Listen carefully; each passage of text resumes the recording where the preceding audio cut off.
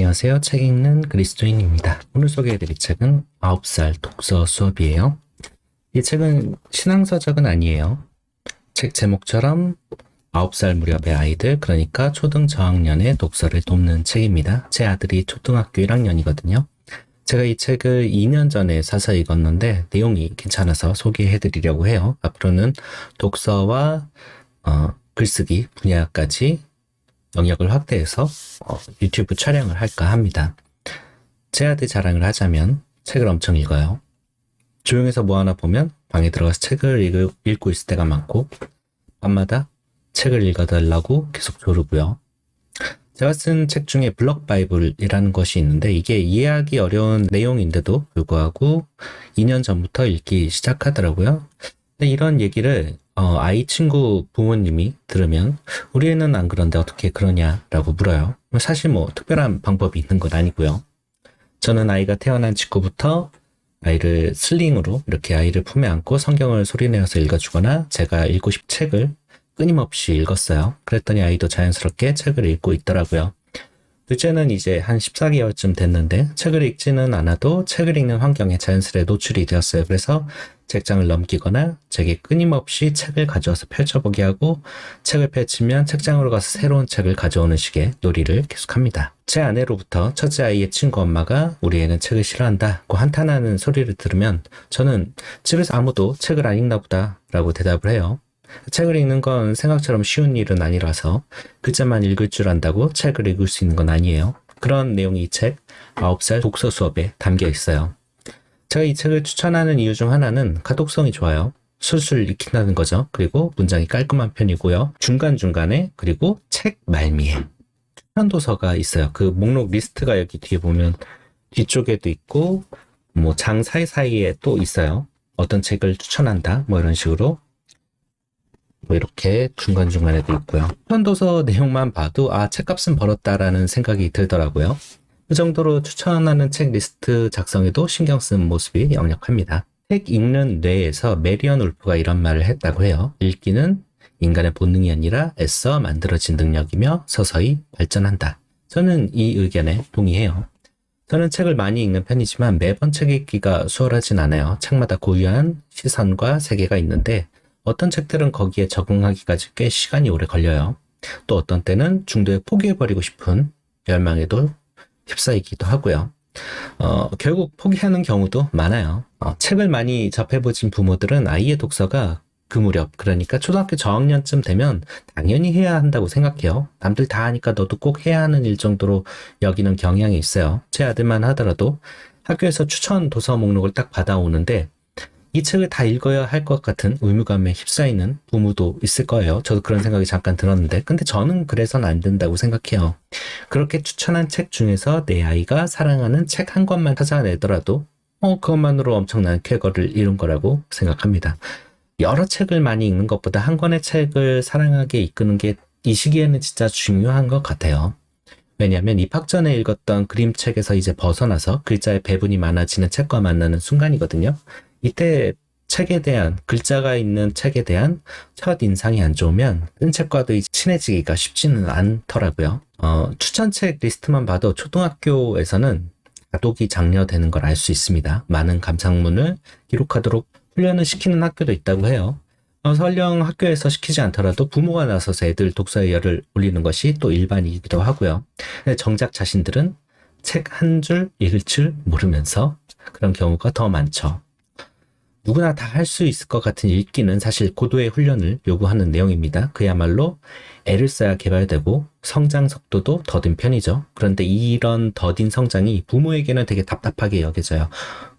그냥 글자 읽고 이해하면 되는 거잖아 라고 하는데 그게 사실은 발달 단계의 과정으로 보면 그렇게 쉬운 일은 아니라는 거죠.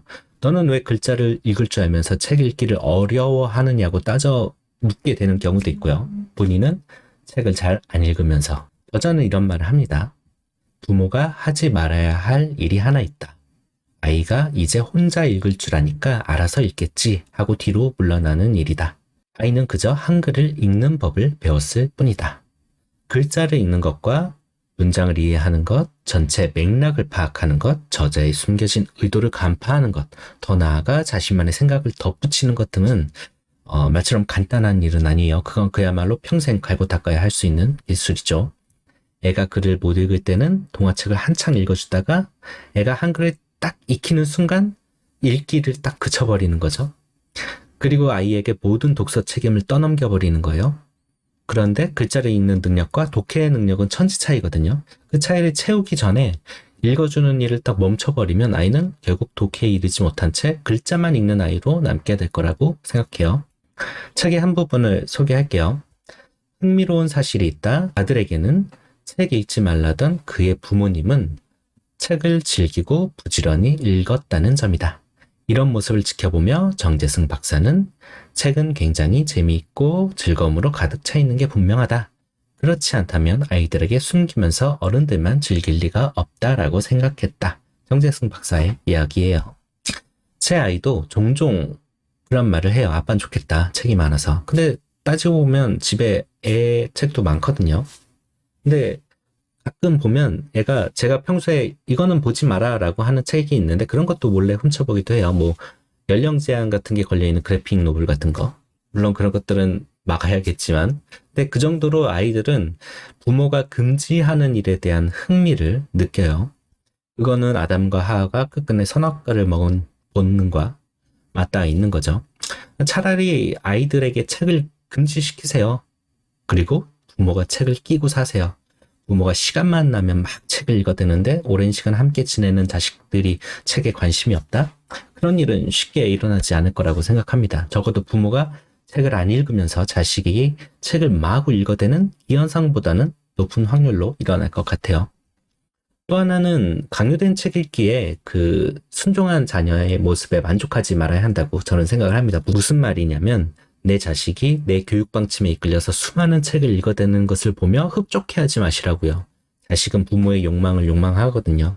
이때의 책 읽기는 책을 사랑하는 것이 아니라 부모의 사랑을 갈구하는 또 다른 애처로운 모습일 가능성이 아주 높거든요. 그럴 때는 책을 덮고 자녀를 더 사랑해줘야 된다고 저는 생각을 합니다. 독서보다는 자녀와의 관계가 먼저니까요. 독서가 좋죠. 하면 좋죠. 독서만 잘해도 수능에서 문제를 이해하는 독해 능력이 발달하죠. 수험에 유리해져요. 그런데 여기서 생각해 볼 거는 그리스도인으로서 아이에게 독서를 강요하는 것이 옳으냐 하는 거예요. 우리는 자녀에게 좋은 것들을 무작정 강요해서는 안 돼요. 몸에 좋다고 온갖 보약과 비타민을 죄다 챙겨 먹으며 살 수는 없어요.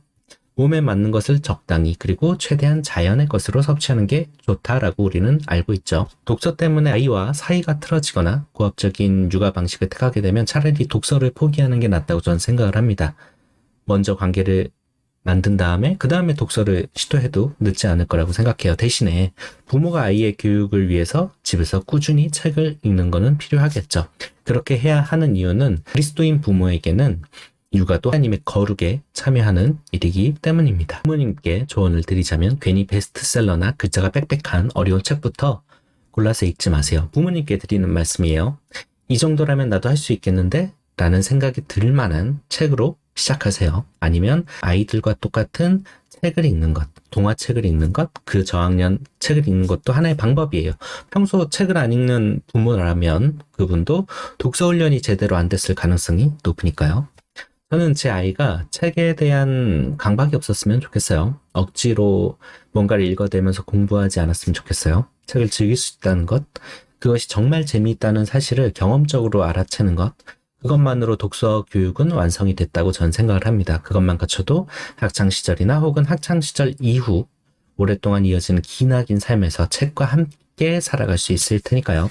나머지는 아이들 몫이죠. 자신의 취향에 맞는 책을 찾아서 어우러지면 된다고 생각합니다. 그게 만화책이든 소설책이든 예술책이든 인문학이든 성경이든 뭐든 간에요. 설령 책을 외면한 채 살게 되더라도 실망할 것이 전혀 없다고 생각해요. 책 말고도 아이에게 영향을 끼치는 것들이 너무 많으니까요. 정 걱정이 된다 하면 많은 책을 읽고 그 아이에게 그 책의 이야기를 들려주는 것도 하나의 방법이라고 생각합니다. 꼭 그 책을 아이가 읽어야 된다라는 강박에서 벗어날 필요도 있다고 생각해요. 기왕이면 말이 아니라 부모의 삶으로 가르쳐주면 더 좋겠죠.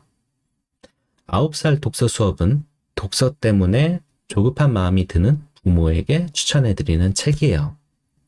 오늘도 기도로 마칠게요. 이 책은 기독교 서적은 아니에요. 하지만 제 유튜브 채널이 신앙고백 채널이니까요. 기도로 마치겠습니다.